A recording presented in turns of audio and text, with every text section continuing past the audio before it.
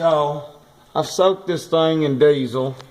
Love me some soaking shit in diesel, I guess, but I like diesel. It does the job well.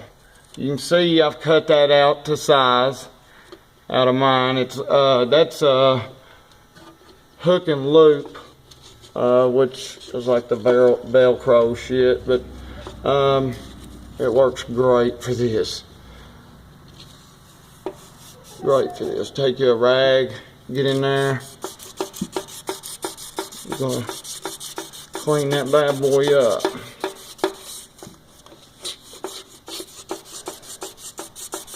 You want to try to stay as free away, as tight as you can on it, because you kind of get caught up in that piston up there, and you do not want that to scar this any more than what it is. So that's why I've got mine pushed up almost as far as they can go. You don't want to go too far. You can hit a valve, and while you're doing this right here, I guess you could possibly hit the piston hard enough to break shit.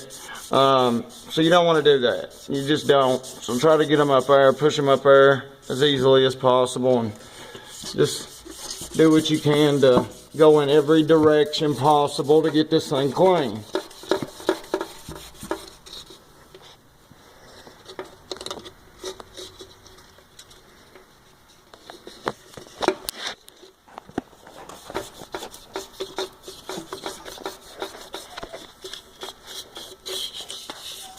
Alright, that's about what you want to do to each one. I mean, again, you're not pulling it out, you're not wanting to do a major rebuild, you're wanting to get oil pressure back and not have a rod knocking. We didn't have the rod knock yet, but it was getting there. You could tell it was getting there, and we was losing oil pressure. So, you know, this is a fix for that. And again, the oil pump is nothing, guys. If your oil pump or oil level ever starts to fluctuate, then you need to check your sending unit always first. And you know, you can get online and see what the signal's supposed to be for that, and you know, what the strength of the whatever. But you can check all that stuff out. Whenever you check all that stuff out, you can get your specs and stuff too. You can about Google any damn thing you want to anymore, YouTube it. Again, we're sitting down cleaning the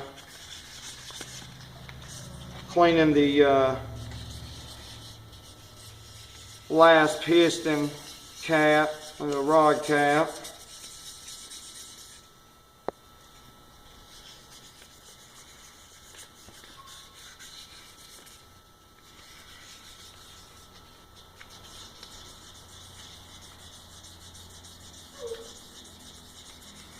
Just make sure and clean the ends up a little bit. You know, they'll pull themselves together, but you know, you do want them as clean as you can get, because again, you've got an oil seal in here.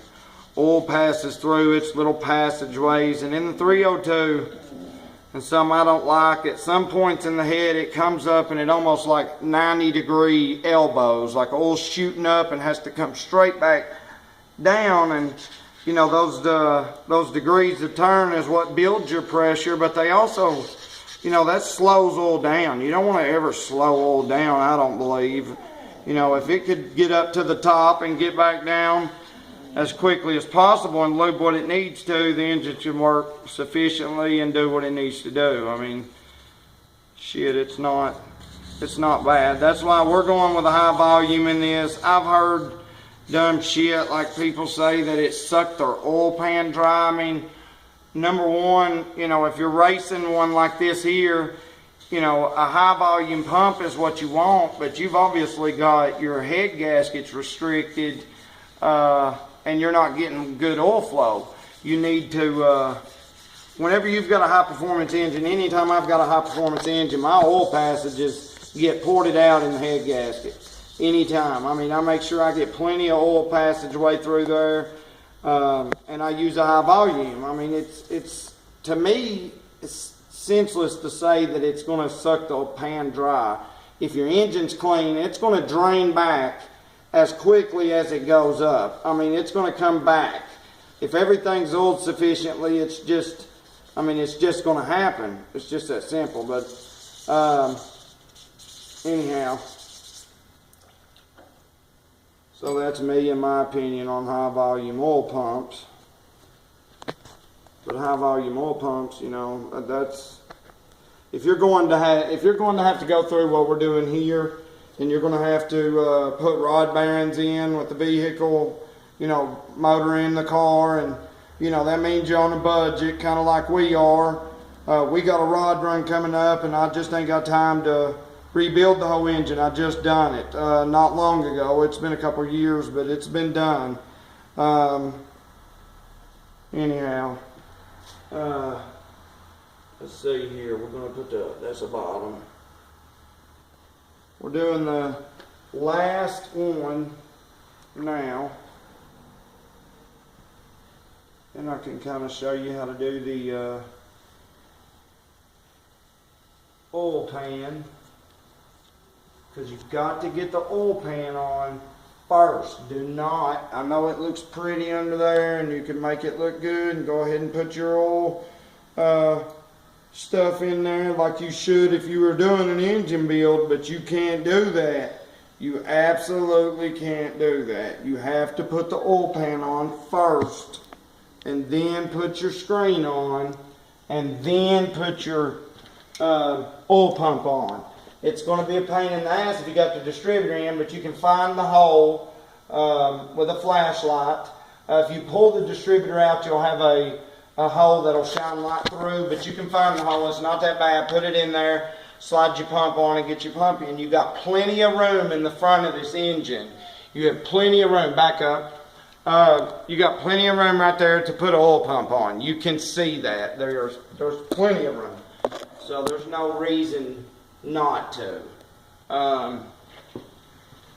So if your engine's, you know, in need of an oil pump, and you're in need to do this, it's not that bad. It really is not that bad. Kind of line this up with its little groove cut out for it. Get it up there.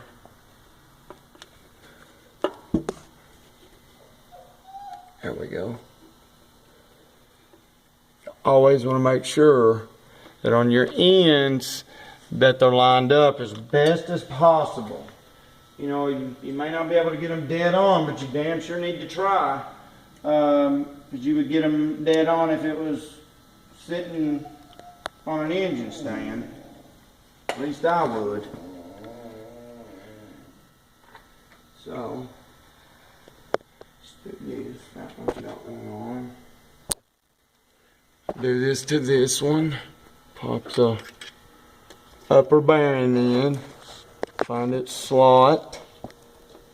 Always find the slot first so that way you don't scratch up the journal nor the rod itself, and push it in place.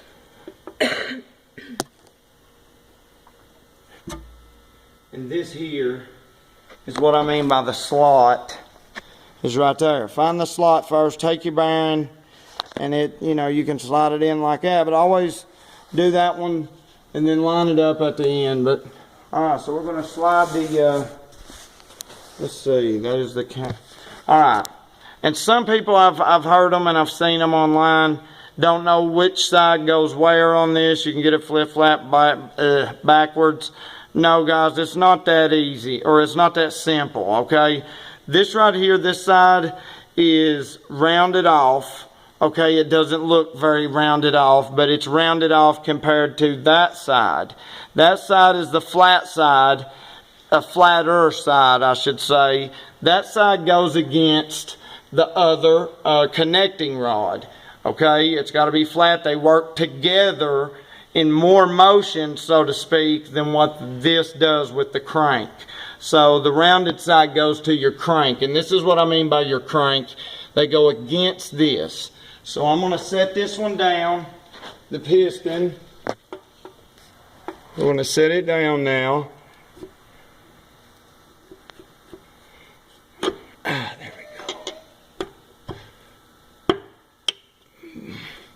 and it always helps to do what I've done, and that's pull your spark plugs out.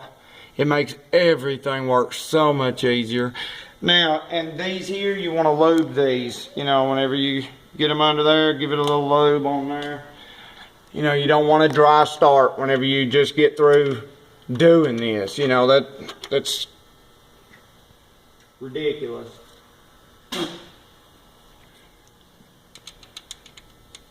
Damn, oil's dripping everywhere. I thought it hit me in the mouth. Didn't. Thank God.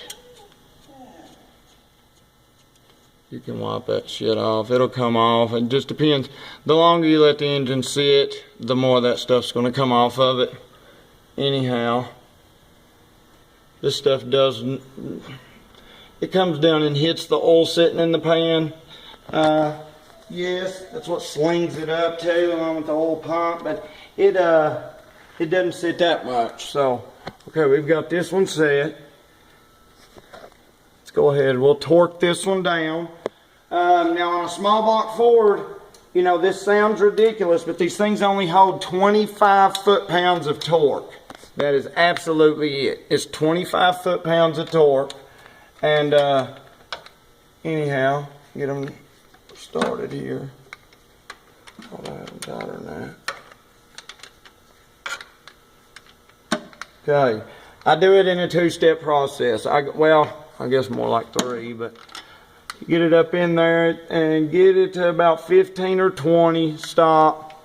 This one's tight. You know it registered on your torque wrench, so it wasn't loose. Get it to about 15 or 20, and then you get to this one. You're going to try to get it to, watching here, you're going to try to get it to 25 right there. That's 25 foot-pounds of torque right there. Alrighty. Now we're going to set this other piston back in. It's best to do this in twos like I've done here. It just works. You get it that much quicker, and it just works. Now pistons will twist and do all kinds of shit. You gotta get them just right back in place. That one's in. Alright. Now we get our end cap. What do I do with the end cap? Is that it? Okay.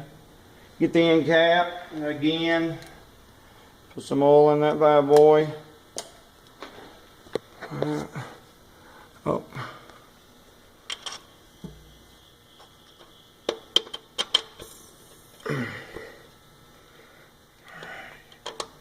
There she is. Awesome. Okay. Here. With that. Okay.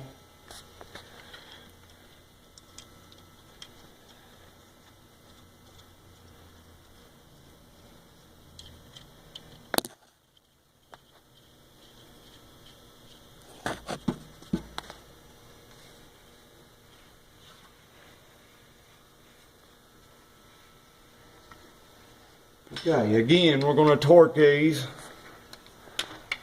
and you got to get them to register, you know, a little bit of something. So get them in there. There you go.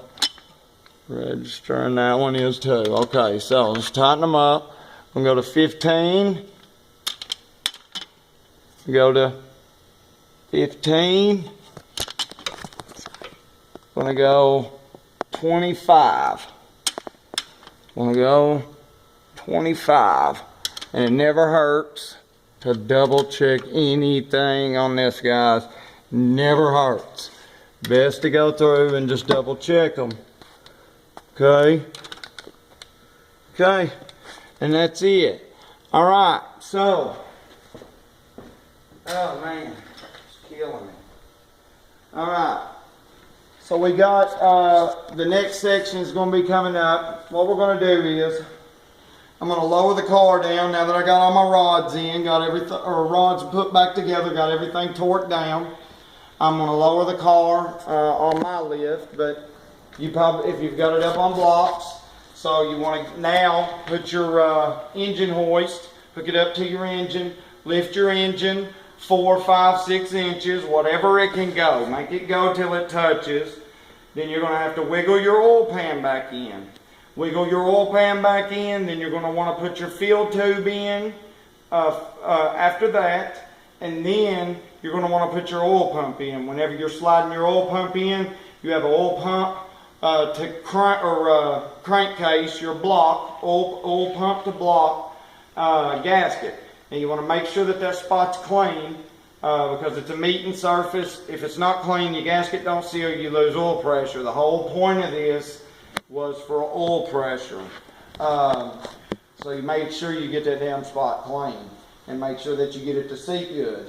Hook it or put it in, slide your upper rod into the distributor, put it in, and you're ready to go. Put your oil pan on. After you get that on, your oil pan's on under it. You're working under it as best as you can or around it, but it is possible